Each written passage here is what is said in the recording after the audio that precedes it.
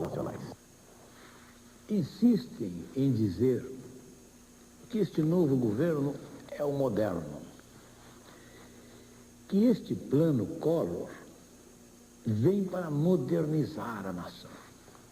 Francamente, só a propaganda, porque o papel aceita tudo, os microfones também, o vídeo também.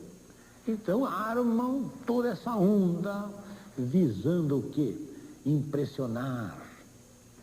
Ora, o que é este plano, se não o receituário do Fundo Monetário Internacional? Há coisa mais velha, mais arcaica, mais anacrônica do que a receita do FMI? Qual a nação neste mundo que, seguindo o receituário do FMI, desenvolveu-se? Eu quero saber. Aliás, vendo em conjunto, em todo o mundo, o que podemos afirmar é que nação que entregou o seu patrimônio, entregou as suas empresas, entregou o seu comércio, entregou as suas fábricas, entregou as suas terras, entregou a sua economia aos interesses estrangeiros, não se desenvolveram. Só se desenvolveram aquelas nações que, com brio, com orgulho, procuraram, através do seu próprio povo, construir e fazer o desenvolvimento. Pois bem, volto a insistir em relação a esta onda, este verdadeiro bombardeio de propaganda visando nos confundir. Vejam, por exemplo, o que fazem com este falso dilema: privatização, estatização. Quando que a rigor, o que nós devemos buscar é o interesse público. Privatizar nos países desenvolvidos é uma coisa muito diferente do que ocorre aqui. Privatizar aqui é praticamente concentrar o capital. Por conseguinte, uma linha antidemocrática, uma linha antissocial e contrária ao desenvolvimento. Privatizar naqueles países é praticamente democratizar o capital. Aqui não. Com agravante de que, em geral, conforme o vulto da empresa a ser privatizada, vai cair nas mãos do capital internacional. Por conseguinte, a desnacionalização da economia. Acho que nós, brasileiros, necessitamos realizar esse esforço, apelar para os nossos próprios valores, apelar para o exemplo, para as ideias que nos deixaram os fundadores dessa nação. Não vai ser nos entregando, não vai ser fazendo a miséria do nosso povo, não vai ser nos submetendo aos interesses internacionais é que nós iremos construir este país. Será que um governo como este, que acende e adota estas ideias e estas medidas, poderá alcançar algum resultado quando ontem um águia como o senhor Delfim e o senhor Roberto Campos, com toda a força e a disciplina de um regime militar, nos levaram a esta crise? Não tem saídas por estes caminhos. Os nossos caminhos são democráticos. E não há outro senão a redenção do nosso próprio povo. Nós temos que nos voltar essencialmente para dentro, com vergonha, com orgulho, com amor próprio, nós próprios fazer o nosso desenvolvimento.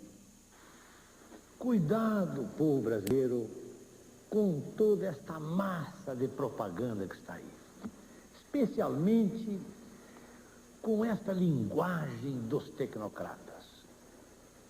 Os meios de comunicação dão grande repercussão para esta linguagem que nós chamamos de economês. Tudo isso se destina a nos confundir, embaralhar a nossa visão do conjunto. Quer que todos nós permaneçamos preocupados com esta árvore, com aquela outra, e nos esqueçamos da floresta. Para se entender este plano Collor, por exemplo, é necessário deslocar-se, tomar alguma distância de tudo isto e questioná-lo de fora para dentro. Nós precisamos considerar que a economia brasileira não é autônoma, não é um universo independente, fechado. De tal modo que, resolvendo o problema do déficit público, resolvendo mais este, mais aquele outro problema, a situação daquela árvore, nós teremos a solução da floresta resolvida. Não. Isto é uma economia que está inserida num grande estômago, que é a economia internacional. A economia internacional tornou-se uma espécie de um grande polvo, com os seus 1000 tentáculos e ventosas colocados sobre nós.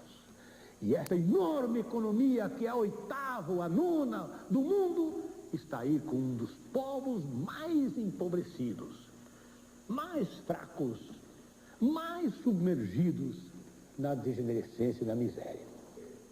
É justamente esse cordão umbilical, são as perdas internacionais, a grande causa da inflação. Porque o Brasil, essa é a grande verdade, tornou-se, nestes tempos, o maior centro da roubalheira internacional de toda a história humana. Os negócios da China tornaram-se agora os negócios do Brasil. Essa é a nossa situação, e aí está a causa essencial da inflação. E a classe dirigente que entrou nesta cumplicidade esconde do povo brasileiro essa verdade. Povo brasileiro, nação em cuja economia ingressa mais riqueza do que sai, não tem inflação. Nação de cuja economia sai mais riqueza do que entra, acaba mergulhando, quanto maior a perda, mais inflação. E o que são as perdas internacionais? Agora nós estamos vendo claramente, concretamente, a dívida, por exemplo. Mas a dívida é um detalhe. O que o país perde através dos mecanismos de importação e exportação, das remessas, que, por 1000 formas, contabilizadas ou não contabilizadas, das transferências que se fazem para fora e assim por diante. É um contexto de perdas internacionais. Encarar esse aspecto, juntamente com os ajustes internos, é o que impõe para um país como nós. Nós não queremos brigar com ninguém, mas nós precisamos tratar de defender os nossos interesses. Isto a classe dirigente não pode fazer.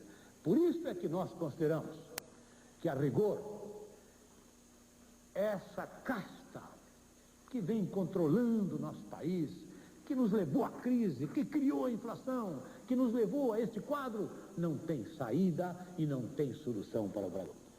Através de golpes de espertezas, tem conseguido manter o poder e o governo nas suas mãos. Mas essa convicção profunda eu tenho. Este é o último cálice envenenado que conseguirão impor ao povo brasileiro.